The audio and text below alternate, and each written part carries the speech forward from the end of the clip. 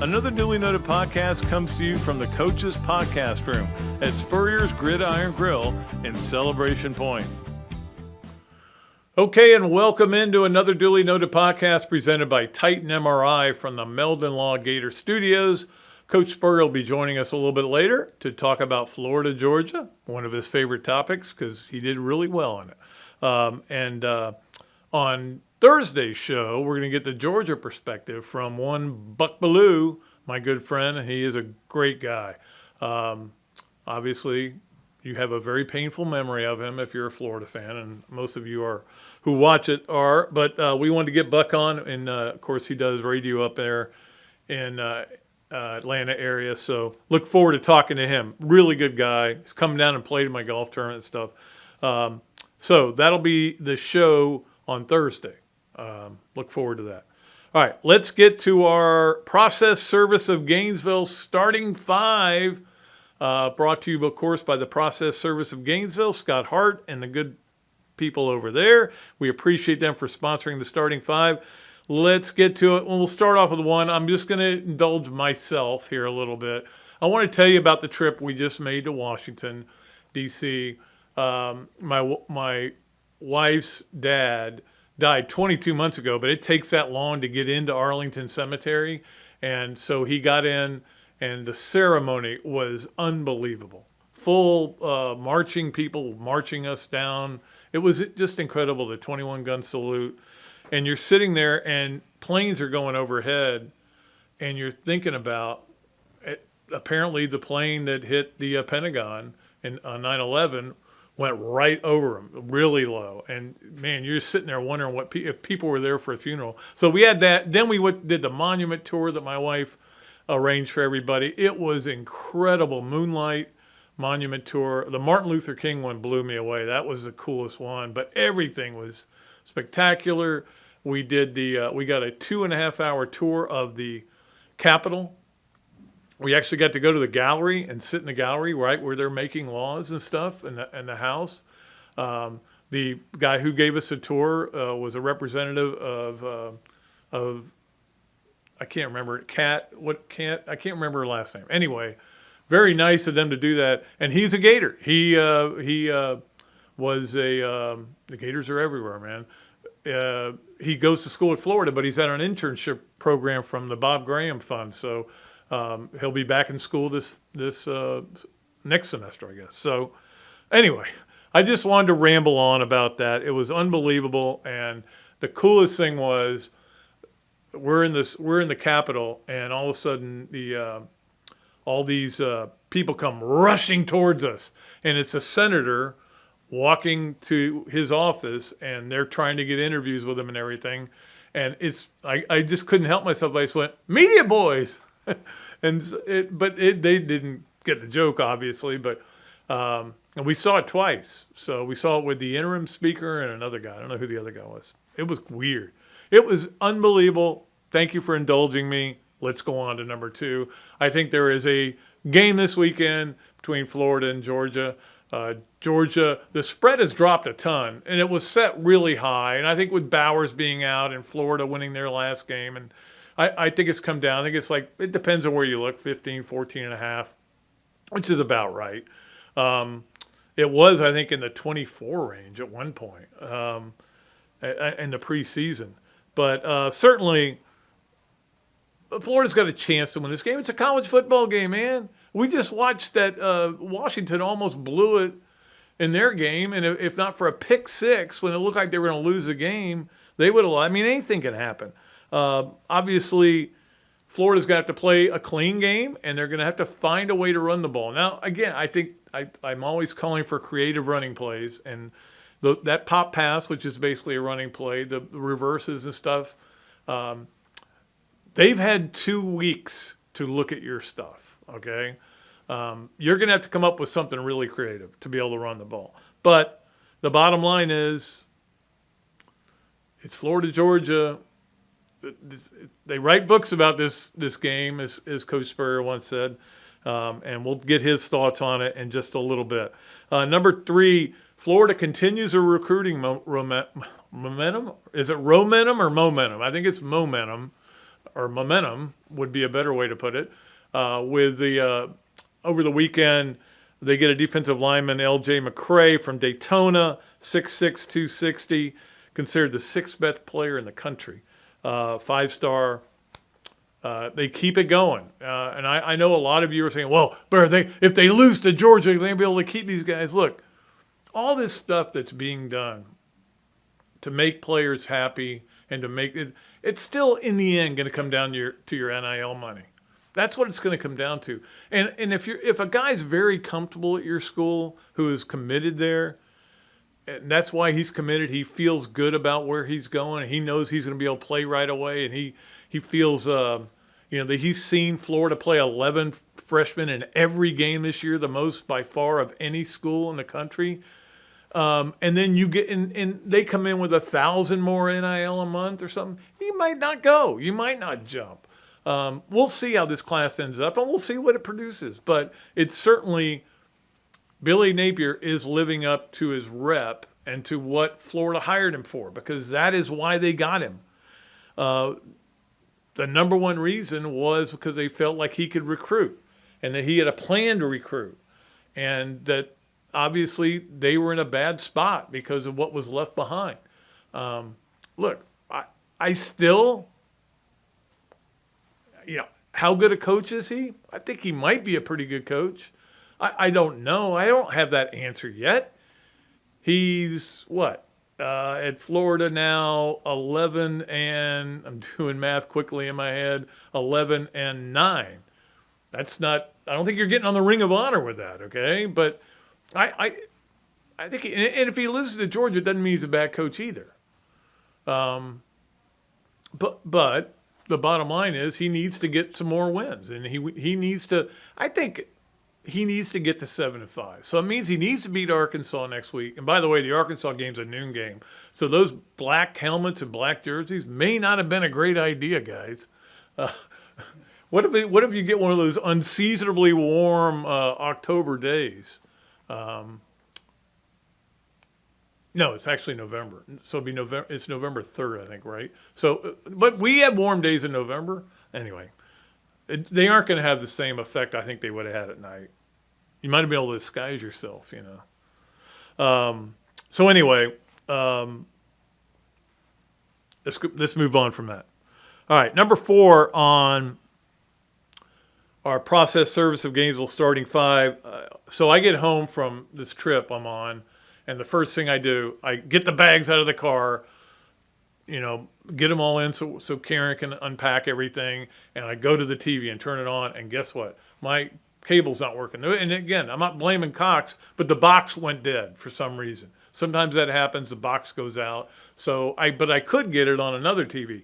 So I was able to watch one TV only. Cox came out, replaced the box yesterday. Appreciate that. I was able to watch all the NFL games. But, so you know me, I have to have 2 games on. And I hate it so I did fire up my laptop, and I'm sitting there watching my laptop on my lap, and it was truly a laptop, and watching games. So I got to see a lot of the college football. Not as much as I would like to, but we did. I think one of my favorite parts of the trip was Karen and I driving home and listening to all these different games and listening to the announcers. And she was like, I like Sean Kelly, The more I hear some of these other guys, I go, yeah, I agree. But Alabama beating Tennessee was certainly the highlight, I think, of the weekend. I know that people will talk about Ohio State, Penn State, but the game was boring. It was more boring to listen to than it was to watch. But Alabama beating Tennessee was certainly an exciting game. Heupel was asked about officiating. He gave about a 30-second pause with no comment, and he said, was that long enough? Was that silence long enough for you to let you know what I'm thinking? So he won't get fined, but I watched the game, almost all the game. There was a couple of calls that I could see where you would get upset, but you have to live with it. Clemson kind of ruined my night, beating FSU. FSU and Miami both win. There was a lot of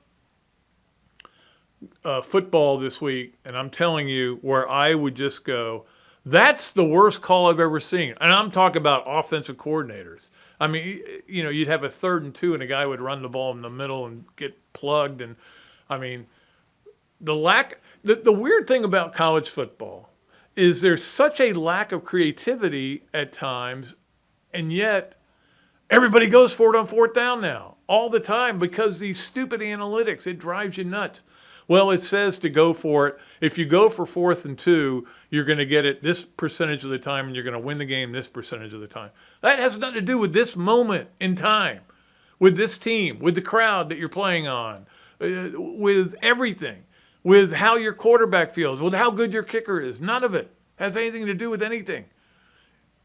Analytics are going to get coaches fired, okay?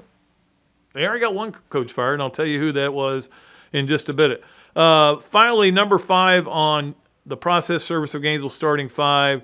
I don't know if you got to see all the NFL games. I watched a little bit of it, not all of them. But the Bills losing to the Patriots was a stunner, but it was fun to watch. It was a really good game. Certainly, the Bucs losing was stunning. And a lot of people are saying, well, maybe Mayfield needs to go. It's not working. Let's get Trask in there. I hope Kyle Trask doesn't get in there. You know why? I don't want to play behind that offensive line. I don't want it to set him up for failure. Get better offensive linemen.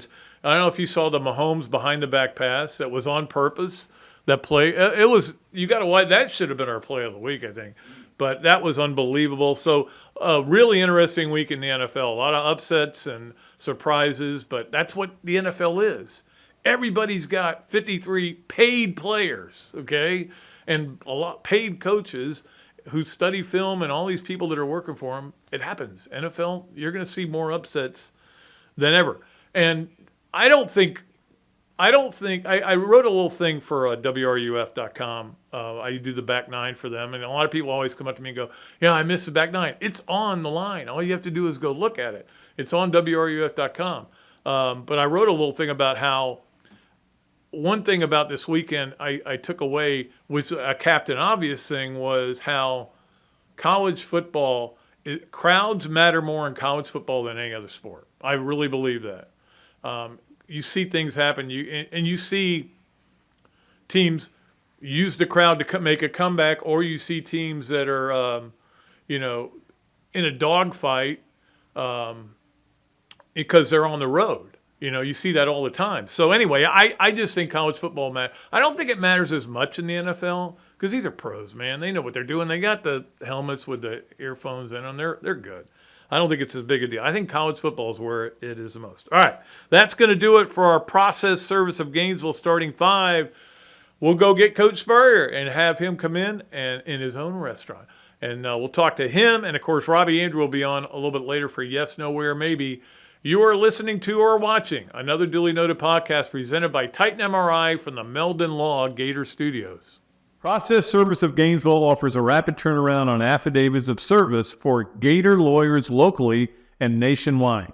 Our friend Scott Hart offers immediate responses on status requests and is a member of NAPS and FAPS. And he has been a part of the community for almost 2 decades. Need service? Call Process Service of Gainesville at 407-697-9592 or email shartgators, that's G8TR, at yahoo.com. And make sure you ask about the paralegal legal secretary bonus program. I was driving behind a lady, and very suddenly she moved out of the way. There was a log laying in the road, and when I hit my brakes, I went on top of the log. I had 280 discs. I just haven't been the same since. Jeffrey Meldon fought for me all the way. Him and his team really went there for me.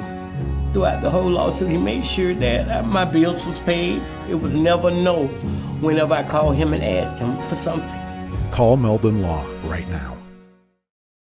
Gator fans, football season is here. What's better than seeing the Gators back on the field? Easy. Seeing amazing speakers and fellow Gator fans weekly at the Gainesville Quarterback Club. Held every Tuesday night of a home game at the Best Western Gateway Grand. Enjoy happy hour, great food, valuable insights from yours truly and Andy Staples, plus notable speakers throughout the season.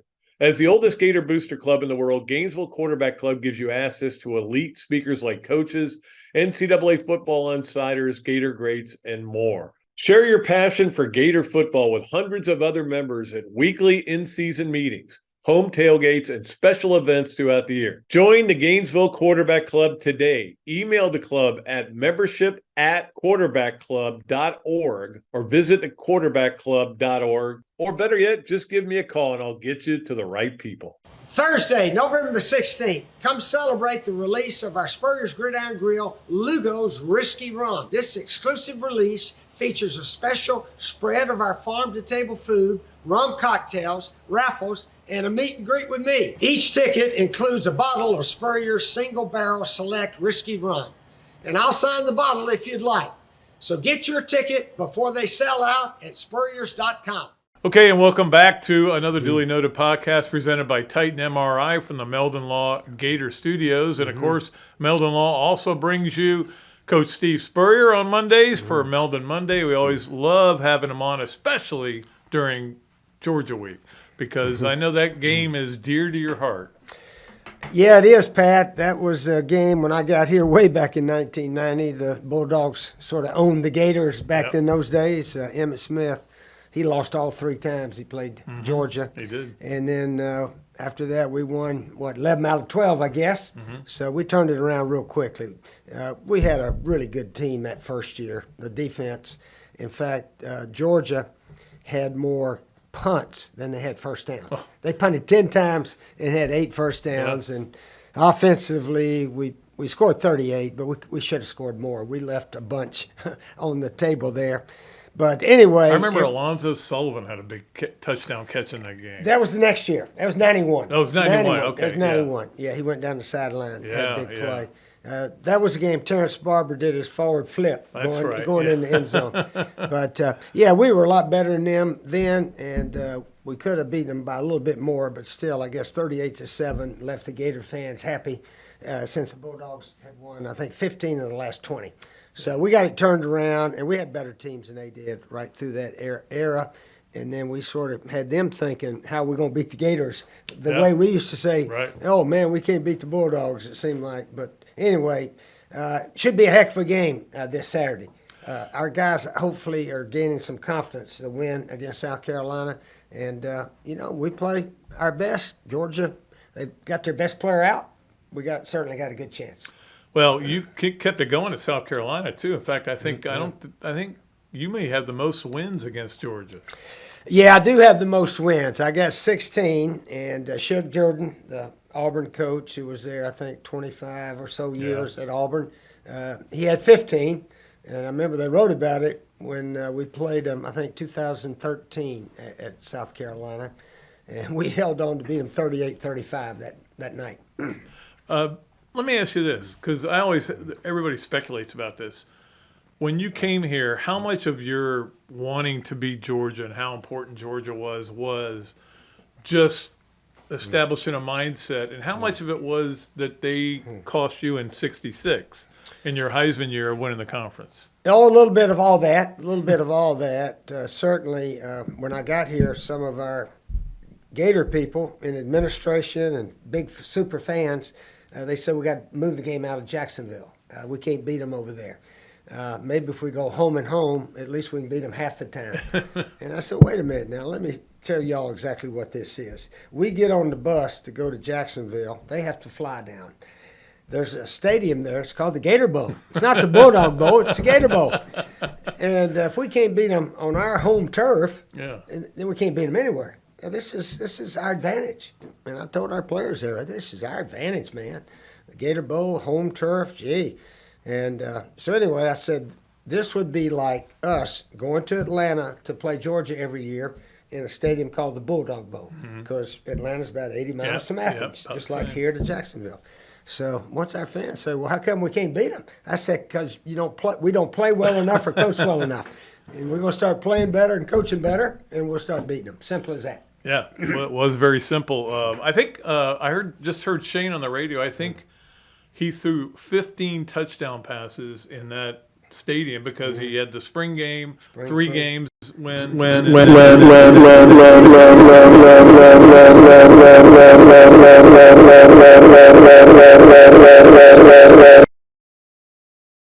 got it started, and then the other guys kept it going pretty much all the way through. You know what my favorite play from that run that you had of obviously 90 to 2001, my favorite play was the Lito Shepherd interception that he ran almost all the way back, and then you guys were able to score, went for two, tied the game at the half, and then won the game. That was one of the biggest plays of that game. And the run back, I was wondering why you didn't put him at tailback after that run. That run back was incredible. He was an amazing punt returner and got that interception. He ran about 30 or 40 seconds it took for him to get him down. He zigzagged across the field a bunch, and that was the game Jesse Palmer came in and relieved Rex. We had an open date the week before. We let the guys go home, and Rex went back up to Ohio. I don't know what he did up there, but he came back, and he sort of lost for a while. But he came back and played very well after that. But Jesse was a good player. I tell you what, he relieved Rex. And the 2000 SEC championship, Jesse played in 4 of the wins, and Rex had the other 4. Yeah, I think people underrate Jesse as a quarterback at Florida because he helped you guys get obviously in the 2000 to get to the championship, and no question about it. And when Tebow scored, I think 5 touchdowns rushing against South Carolina, Jesse held the record with 4 rushing touchdowns against Kentucky one of those years. Yeah, I remember that very well. Well, obviously for Florida, you've already predicted that Florida. Well, you've said Florida can beat Georgia, and people are making a big deal out of it, and they'll put it on the they can, blackboard if they want. But I mean, they can. I think they can. I'm not. Georgia is really good. They're really good on the line of scrimmages. That's my biggest worry is that they can dominate the line of scrimmages, kind of like Kentucky did with the running game. Because it wasn't like Kentucky was balanced. They couldn't throw the ball at all. All they did was run, and I think that's what Georgia's going to try to do. Yeah, Georgia's balanced, and Carson Beck, he's thrown for over 300 yards, I think, the last 3 games. But also read the only Power 5 team with a winning record that they've beaten is Kentucky. So their schedule's been very weak. And that's the way we do it in SEC. They don't play LSU or Alabama. So that's a nice break for them, We play LSU, we didn't play Alabama. But, schedule is important on the way to a championship. Yeah, they had Oklahoma scheduled for a non-conference game, and then they had to change it because the league was changing, obviously. And then I'm like, well, then why could Alabama? Well, wait a minute. Yeah, how could Alabama play Texas? They didn't have to change it. No, that was. Maybe it's best that we not play this. Maybe we bring in UT Martin and make sure we're 1-0 and go from there. Instead, But what was your favorite Florida-Georgia game? Well, I think the one that we were underdogs. The only one of the 12 we were underdogs was the 92 game, 91, 92. And we had a completely different offensive line from the year before.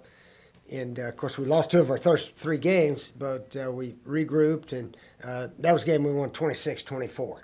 And they were actually favored 5 or 6 points that game. But that game hurt them because they thought they could beat us. And we put together a little over 4-minute drive to end the game with a 2-point lead. So that had to be probably one of my favorites. And but all of them were pretty special. Eric Rhett was a man in that game. I remember that. He was tough. Yeah. He never lost to the Bulldogs. He went 4-0. So, that was probably it. And then that was the 92 game. And then the next week, we had to beat Vandy to win the first ever division, Eastern Division. That all started in 92. And we took a picture up at Vandy for winning the division. So that was a fun 2-week spell there. Yeah, that 92 game. That wasn't the 93 was the Anthony Lott timeout, right? Yeah, it's 93. 93. Wet day. Yeah, when Judd kicked those 4 field goals in the mud. That was amazing that he kicked. He made all 4 of those field goals. He said his golf played into it because he just said go down and get it like you would hit a wedge, Yeah, most kickers are pretty good golfers. Yeah. So it's just, it's a back and through swing. And, most all of them are pretty good, it seems like. So, I mean, how would you attack a defense like Georgia's? I mean, I know you haven't really studied them, but you've watched some of their games, and they've got a lot of good athletes on that. I mean, with Florida, I don't know if they go continue with the passing that they did with South Carolina or not? Oh, I think we got to keep passing and mix it up. We would give them a bunch of different formations, run some draw plays. I'm still waiting on somebody to run a bunch of draw plays. I saw it the other day, though, and I think I told Jerry, I said, did you see that draw play go for 12 yards? How come nobody runs the draw play? No. And it's easy now with the quarterback because you can spread them all out and just have one back lead up. And he acts like he's faking or pumps, and it's just a good play. So things like that, but we got to run, throw, mix it up, play good defense, and special teams need to be solid also. 66. What went wrong there in that game? I mean, they just blitzed you like crazy. They started blitzing the second half. We didn't really have a protection scheme. Our rollout pass was probably all we had when they were blitzing more guys than we could block up front. But they got after us, and obviously I didn't do anything the second half except throw an interception, get sacked 2 or 3 times. But that's the way it happened, and I learned when I got to be in coaching, you can block those guys if you know they're coming. Yeah. You can put all your guys up there and block them, but we didn't have that scheme back then. Yeah, and you could slide blockers certain ways and everything. Little blue slide Lonnie. Yeah. Oh yeah, there's a good play for every defense. Yep, absolutely. I do have to ask you about the other team that you coached, South Carolina, and the egg they laid up in Columbia. And I think a little bit of that was a hangover of losing that game to Florida, the way they lost it at the end. Yeah, probably, but Missouri's really good, I think. They can run, they can pass, and play pretty good defense, and they got a lot of momentum, especially when they play at home. So that's going to be a tough one for us in a week or so, whenever that is. Yeah, I don't know. South Carolina may be one of the more disappointing teams in the country this year at 2-5. When they had all that momentum going after beating Tennessee and beating Clemson at the end of the year, and it's just not worked out for them. Yeah, they felt like they were going to have a really good team this year. They did lose 4 or 5 guys in the portal, though. Yeah, they did. And Raheem Bell, who's at FSU, is a great player. Yeah. He's killing it for them. So, when your best players are leaving and you can match their NIL money, which I heard from the big boosters, they're ready to match whatever they got. But those guys want to take off, so you don't know, what that's all about so much. But that Spencer Rattler's a good quarterback. Yep. He really looks good. He takes too many sacks probably. I don't know if he needs to throw it away yeah, or what that's happens. He holds the ball a long time. You got to get rid of it. So, they go to Missouri, I think, this week, or Texas A&M. I'm sorry, they go to Texas A&M. So that's a key game for them. Yeah. Talking about Missouri, Eli Drinkwitz is one guy who said, hey, I'm not going to call plays anymore. Yeah. I want to be in charge of my team. He said he would never call the fake punt against Kentucky if he was still calling plays. So, I mean, but there's an argument both ways. There is. And especially if it's not going very well. Yeah. And last year they had to kick a whole bunch of field goals, and if you're the offensive coordinator, that's all you're doing is sitting up there thinking, where are my pass plays, and once I get around the 5, 10, 15-yard line, because you end up kicking a bunch of field goals and it comes back to haunt you a lot. Right. So, he has his mind clear and go from there. Jimbo Fisher, I guess it didn't help them that much. No. But I thought it was a good idea for him to stop doing it. But young guys that just got in, became a head coach because they're pretty good offensive coordinators. To me, I think they should continue calling the plays. I know Ryan Day at Ohio State at one time thought maybe he should pass it on to somebody, but I think he still does it. Well, they may be saying Lincoln Riley needs to do it at USC. Oh. I mean, the way they're going. I mean, it's not his fault. I mean, offensively, it's not the problem. It's that they just can't stop it. Yeah, he needs to concentrate on defense. I don't know if the coordinator guy is the best in the world. I don't even know him. But they need to spend money on defense. They got plenty of money out there. Texas A&M, and Miami, I think, were the 3 biggest spenders in NIL money. So they need some defensive players and maybe some different defensive coaching. But all his offenses are usually very good. Yeah, absolutely. Before we get to our Campus USA Play of the Weekend, I got to ask you about Duke. I think Duke wins that game if Riley Leonard doesn't get hurt. They're on like the 5-yard line. They had a chance to go in and make it a 2-possession game there. Yeah, they really did, and that was a shame that that ankle injury came back to get him a bit. But Duke's a good team. Yeah, they are. Yeah, FSU They really are. hung in there, and that was a big win for FSU, no doubt about it. Yeah, absolutely. All right, let's get to our Campus USA Play of the Weekend. And, of course, the Gators weren't playing, so we just got another one from college football, and this was the play everybody was talking about, this punt return by Iowa. Now, if you see, the guy's moving his arm a little bit, but this punt return is one of the greatest punt returns I've ever seen. And it just, he keeps weaving back. Somebody should have just pushed him out, and you're like, my God, they've won the game with no offense. But here it is again. Yeah, they had him cornered on the sideline. He is pointing. He's not raising his hand. I thought you had to raise your hand and wave a little bit. He kind of waved it down in here in this area. Like I was waving right there. Yeah. He had it kind of down in this area doing stuff, but that's why they said it was an illegal fair catch signal. So it's either a fair catch signal or it's not. That was an odd play. All right, Coach, you got anything else for us? Oh, I think that's about it. Really looking forward to the game. Should be a full house over there in Jacksonville. Danny Warfel has his Desire Street Ministry fundraising event at TPC Sawgrass. So Shane and I will be there. A bunch of Gators and Bulldogs come to this event, and really a nice get-together.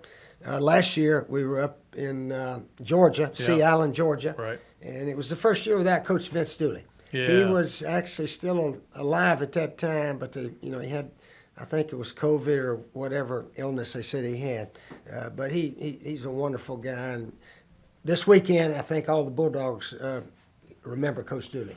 He was great to me. I covered them for a couple of years, so I really enjoyed being with them. All right. Class guy. We appreciate Coach Spurrier, brought to you by Meldon Law. We will take a break. We'll come back with Robbie Andrew for Yes, No Way, or Maybe here on another Dooley Noted podcast. This Tuesday at the Gainesville Quarterback Club, we welcome program senior writer of college football, Andy Staples. Always great insight for our club members. And then we have our Gator Gala coming up the week after that with former Gator player and now entertainer Jimmy Travis. We'll honor 50-year-plus members of Gainesville Quarterback Club. Great food, great atmosphere, a diverse menu, everything made from scratch, plenty of space, and locally owned. These are all the characteristics of a great restaurant, and you can find each and every one of them right here in Gainesville at Ballyhoo Grill. Ballyhoo Grill prepares all of their food fresh every day, from their salad dressing to their award-winning soups. Bring your family and enjoy dinner under the Tim Trebo Tiki Hut while listening to live music. Or if you're running low on time to eat out, they also deliver through Uber Eats, Bite Squad, and Postmates. A Gainesville staple that's been open for over 30 years. Check out Ballyhoo Grill on Facebook or at ballyhoogrill.com. Hello there, everybody. I'm Pat Dooley, of course, from another Dooley Noted podcast. And this is a great Adam Brewer, and he's just opened up a place here, Adam Brewer To Go. What gave you the idea to do this, to have a to-go place? We really like the fast concept, being able to get the barbecue. Now we have this new online ordering. So before it was a call ahead carry out, quick service. We have like a curbside kind of a deal where everything's ready to go for you. And then we thought, wow, we have a really great dine-in concept, but how can we make this streamlined for the customer and make it easy and accessible for all parts of town? Adam's Rib Co. To Go. Come on down and enjoy it. Things have certainly got a little out of hand lately when it comes to just buying our everyday necessities. Just look at gas, streaming services, and heck, even chicken wings. Well, there is one necessity that shouldn't cost a ton: taking care of yourself and helping fix all the aches and pains in life, and the fine folks at Titan MRI agree. With costs a fraction of what you'd pay at a hospital, you'll not only save money, you'll be taken care of by staff with over 20 years experience. So when you need an MRI, call Titan first, and you can go where your doctors send their families. Now offering CAT scans. Okay, welcome back to another Duly Noted podcast presented by Titan MRI from the Meldon Law Gator Studios. Great pleasure to go to our Big Mills Cheesesteaks Zoom line to bring in Robbie Andrew. Robbie, how was your weekend? Good, Pat. How was yours? It was interesting, to say the least, since we flew back Saturday. And oh, yeah, you were in Washington. Yeah, we had a good time. Great time. Okay. But it was good. It was good. It was weird though to get off that plane, and all of a sudden you're in Florida heat, and you're like, oh, wait a minute, we're not in Washington D.C. anymore.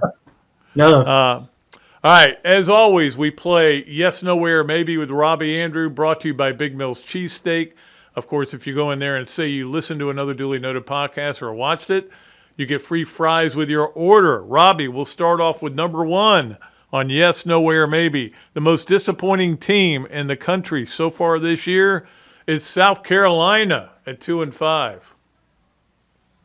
I would give a maybe to that, Pat, because there's some other teams too. But, I do think that they were expecting the way they ended last year. I think people thought, that this could be a team that maybe had a chance to challenge Georgia a little bit, but they've just kind of fallen apart, and it just doesn't look good right now. They can't protect Rattler at all. I mean, the game the other day was unbelievable. He must have been hit about 30 times, it looked like. So, and Beamer to me looks like he's kind of gone off the rails a little bit. He's not a real popular guy right now, I don't think. No, I think, being immature enough to break your foot kicking something after the loss. And I think that loss took a lot out of that team. I think so, too. But it certainly does not bode well for the future when Florida has to go to that same stadium, which will be sold out, I'm sure. So we'll see how that works out. Pat, it's going to be tough for the Florida defense coming down the stretch here. Yep, exactly. Number 2 on Yes, No Way, or Maybe. A 2-loss team is going to make the college football playoffs this year. I'm going to say maybe, but doubtful, Pat. I just think there are too many undefeated teams. So, I mean, you got FSU's probably not going to lose. Georgia's probably not going to lose, you wouldn't think. Ohio State or Michigan, one of them will make it. So, yeah, I'm going to say maybe. Yeah, there's a couple of 2-loss teams that I think, like LSU wins out, beats Georgia in the SEC title game. They could sneak in, maybe. But, yeah. I mean, other teams would have to lose and would have to be close. But yeah, no 2-loss teams ever made it. So why start now? But you're right. LSU would be the one that could do it maybe, Pat, because that means they're beating Alabama to get to the title game, and then they'd beat Georgia. They'd be playoff worthy, you would think. Yeah. All right, number 3 on Yes, Nowhere, Maybe. Dabo Swinney's problem isn't that he won't take transfer portal guys. It's that he's not recruiting well. I watched that game. Their defensive line had no effect on that game. I agree, Pat. I mean, he was an elite recruiter there back, 5-6 years ago, but it's kind of tailed off. You can tell that it has. And, the quarterback was a 5-star guy. He hadn't played anything close to a 5-star guy since he's been there. And then he made that dumb call that on play on his own, I guess, at the goal line. It cost him any chance of getting it to overtime, or winning the game. So he hasn't recruited great. And look at the receivers. Where are the dynamic receivers? It just doesn't look like the Clemson of 5, 6, 7 years ago. Yeah, I think maybe some of those guys that have left, and obviously gone to Virginia and to Oklahoma, and as head coaches, and they've lost coordinators after coordinator the way Alabama does. But maybe he hadn't done a very good job of replacing him. So. Yeah, obviously Saban knows how to do that, but Sweeney doesn't. Getting Lincoln Riley's brother, Garrett Riley, who did a great job at TCU, was a great move, but it hasn't panned out for them at all. Yeah, if they lose another game, they may start calling Dabo Dumbo up there. So. I call him Zeppo. That's my name for him. That's a good one. All right, Robbie, appreciate you on Yes, No Way, or Maybe, brought to you by Big Mill's Cheesesteaks. Okay, Pat. See you again soon. Okay, always great to talk to Robbie Andrew. And I thought about going over to his house when I got home, but I just wanted to get into my recliner. And, in my house, I was back home. I'm not a good traveler. This was an unbelievable trip, but I'm not great at traveling. And shockingly, being an old man like I am. I mean, let me ask Zach this question real quick. So my birthday is in about 3 weeks. How old do you think I am? How old do you think I'll turn? There's no nice answer to this question. I'm going to say 63. You're way off. 69, the magic number. Oh, nice. Next week. All right, let's get to our Adams, and so will Robbie the day before. How about that? We were born a day apart. That's crazy. Our Adams Ribco to go, Gator of the weekend, and we had several to choose from. Of course, the football wasn't playing, but we found plenty to choose from. We went with Ben Shelton, of course, a great tennis player who did great things here at the University of Florida, and probably, maybe already, but eventually will be the greatest Gator to ever play on the ATP Tour. Getting the initials right, because he already won an event over in Tokyo. He is the 7th Black American to win an ATP Tour event, and certainly congratulations go out to him and to his dad. Of course, we watched that great run he had during the Open. That was fun. Great guy, doing great things, and I hope that it just keeps going for him. So much fun to watch him. It makes, it's gotten me kind of back into tennis. So Ben Shelton is our Adams Ribco to go Gator of the weekend. So he's got a big trophy now and a laurel and hearty handshake. Yes. All right, let's get to, we should make that the motto for the Adams Ribco to go, a laurel and hearty handshake. So we'll have to, maybe we can get a picture of a laurel that we can put up there when we say that. All right, let's get to our Leonardo's and Millhopper quick picks. We're coming to a point where we're about to make another pull for another winner for $25 at Leonardo's and a Bob Dooley Invitational hat, which I think I'm running out of. So we'll have to find some other goodies for you. We're going to give you the Thursday night game this week. Pretty easy one. Well, it's not easy to pick, but it's hard to pick. So you have to think about it. You may even have to look up things on the internet. Virginia Tech is at home, and that's why they're getting the 3 points that every home team gets. Otherwise, it's a pick'em game. They're playing Syracuse at home, 2 really bad teams. I will watch it because I'll watch anybody play football. But I watched Iowa and Minnesota because I was going to make fun of it on the air about how terrible it was. There was a great line by Reese Davis during game day. I actually watched game day because I was on the plane, and that was the only thing I could find that was any good to watch. He said that I always like to make this point. A lot of people don't know about the history of the game in college football. The forward pass was at one time illegal. In other news, Minnesota plays Iowa today. I mean, that game lived up to it. It was 12-10, so it was just incredible. Anyway, so Virginia Tech at home, getting 3 against Syracuse on Thursday night. That's your Leonardo's at Millhopper quick picks. Let's get to our Hesser and Kipke 3 things. And, of course, Hesser and Kipke is a Gainesville law firm specializing in the areas of workers' compensation and family law. Ken and Jennifer take great pride in their one-to-one focus on each and every client they represent. Ken is board certified in workers' compensation law by the Florida Bar, while Jennifer possesses extensive jury trial experience with a nearly 20-year background as a prosecutor. Don't believe me? Well, check out their 5-star Google reviews. Set an appointment at hklawfl.com, or better yet, give them a call at 352-339-9920, Hesser and Kipke. And I know Ken is nervous about where he is, but he is in better shape than my team is.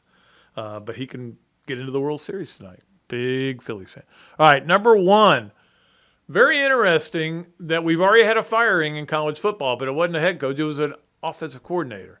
Dan Enos at Arkansas, after they scored 3 points against Mississippi State, which came in with one of the worst defenses in the SEC. I think they were 11th or 10th in defense.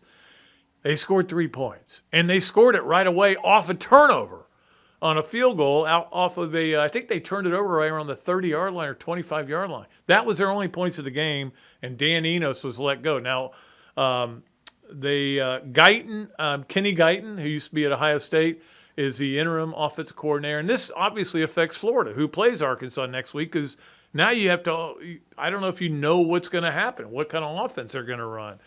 Just another issue for Florida to deal with in that game.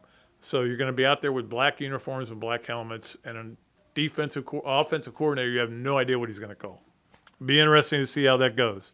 But that certainly is significant, not only to Florida, but significant to Arkansas. Sam Pittman obviously feeling some heat with a terrible start that they're off to.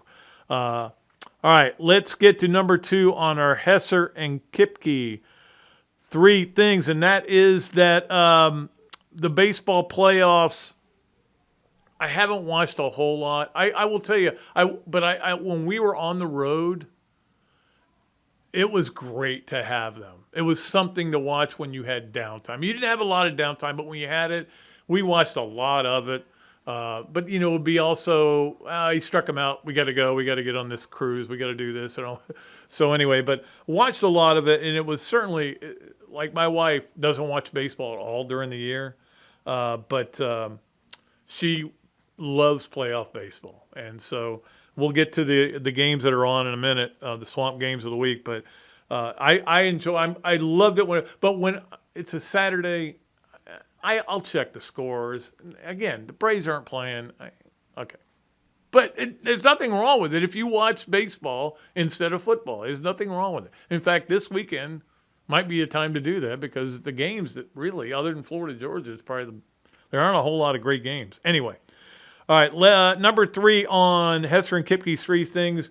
I don't know if you guys saw this. Sam Acho, who is a commentator on ESPN, said that Caleb Williams, he tweeted this out, Caleb Williams should sit the rest of the year. Can't win the Heisman, can't win the national title, should sit the rest of the year. Well, Caleb Williams has already said he likes it so much there and he's making so much money. He may not, if the wrong team is going to draft him, he may come back for another year. But you want him to get out. I hate it when people talk about college football that don't know. This guy was a great player at Texas, but there's got to be some want to. Not only that, but do you think if Caleb Williams says, I'm done for the rest of the year, I'm going to say I sprained my ankle. But just say he says, I'm going to sit out to get ready for the NFL. All right. Well, I would think his NIL money goes away for the rest of the year. But, I mean, the bottom line is, why do you even say things like this? And we've heard this every year about somebody. He should just sit out the rest of the year. That means he's a quitter. And shouldn't say things like that. Anyway. All right. That is our Hesser and Kipke 3 things. Appreciate our sponsors. Of course, and we'll get to our Swamp games of the weekend. By the way, out at the Swamp, they've got a big things going all week. In fact, I think Wednesday they have a movie night. They're showing a movie and BOGOs and everything going on all week. So make sure you head out to the Swamp and have a good time there. We appreciate them. Our games of the week. Let's start out with tonight. We have San Francisco and Minnesota. Should be an interesting game. Great game, no. That's at 8:15 on ABC. Thursday night game is Tampa Bay at Buffalo. That'll be an interesting game. That's, of course, same time, and that is on Prime Video, which means I'll have to watch it. Dang it, I don't like to do that. All right, Tuesday, college football, Liberty at Western Kentucky at 7 on the U. There are several games. I'm going to give you the game I'll watch. Wednesday, UTEP at Sam Houston. 8 o'clock on ESPN2. I will watch that game. I find those games with UTEP to be interesting for some reason. And, of course, baseball tonight, Arizona at Philadelphia, 5:07. Phillies have a chance to clinch. That's on TBS. Texas at Houston, Game 7. That's at 8:07 on Fox. And then if there is a necessary game, it'll be Tuesday night. All right. We need to get to our Gainesville Quarterback Club. Great picks, because I am not due well, and I am now losing money if I was betting it, but I'm losing money. So please don't be taking advice from me. That would be my number one. I got to get a haircut, don't I? Is there a siren going on? Okay. I don't know if you can hear that siren, but and the lights flashing, but okay, we'll still do the show because we're those kind of people. We'll gut through and we only have 2 more things left to do. All right, so our Gainesville Quarterback Club, by the way, James Bates is speaking Tuesday night. That'll be a blast. If you haven't heard his readers when he's doing the ACC games for F Club, or is it F Club or F Guys? It's some CW show.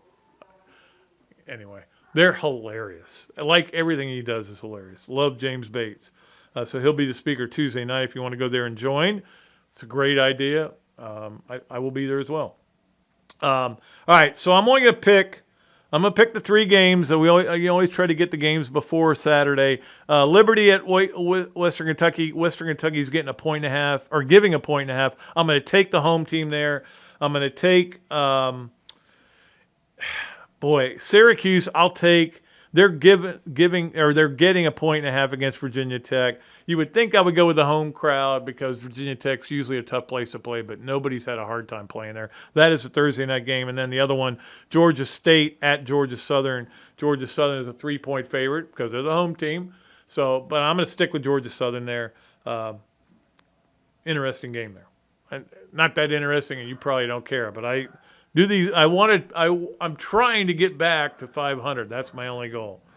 All right, well, the sirens continue to go off, and we fight through. Let's get to our Pat Dooley story time. As always, it is brought to you by our good friends at Eastlake Pediatrics, Mike Jordan and the folks there.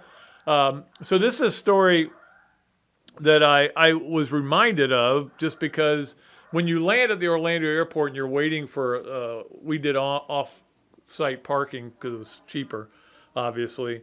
You're waiting. There's all these buses that pull up, and they're called the Mears. It's a Mears company is the name of it or whatever. But anyway, are they going to bust in here and just say, get out of the building? All right, so the Mears company is the name of it. Anyway, I was reminded of this story. Now, many of you don't know, or some of you do know, that when I was a junior at the University of Florida, I worked in sports information. And had a blast doing it. We didn't get paid. It was I don't even know why we did it. We just did it because we wanted to be around sports. We love sports. And I did it, and we had a little too much carte blanche because they would give me as many press passes as I needed. And again, the Pat Dooley of 1995 or whatever would have just lost his mind if somebody had done this. Actually, the Pat Dooley after I graduated would have lost his mind. But no, I just started. They wanted me to pass them out and get them to media people to cover the basketball game. Florida, Tennessee, it's a big game, huge game. I gave them to all my friends. So all my friends are there watching the game at courtside. And Florida pulls this big upset over Ernie and Bernie. And after the game, the locker rooms are open back in the old days. And here comes one of my friends. We called him Hammer, David Player. He was the funniest guy I've ever known. And he just walks in. He's got it with his press badge. Just walks into the locker room and holds it up. Ray Mears was a coach at Tennessee at the time. Holds it up in the air and goes, "Hey, press here. Is Mears talking? Is Mears talking?" And just screams it out over and over again. And I'm like, I found out later about it. And, of course, my brother's there. My other brother's there. They're just all walking around. Is Mears talking? I cannot believe I did that. But I did not do it again. And I learned a valuable lesson about don't give press passes to people who aren't in the press. I could learn that lesson at SEC Media Days. All right, that's going to do it for another Duly Noted podcast. Hope you enjoyed it. Hope you enjoyed the sirens and everything.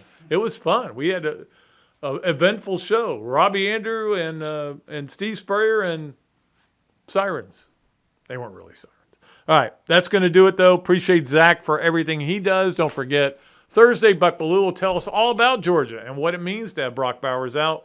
We'll be back with that show then. Until then, I am Pat Dooley. I am deep. I'm way back, and I am out of here.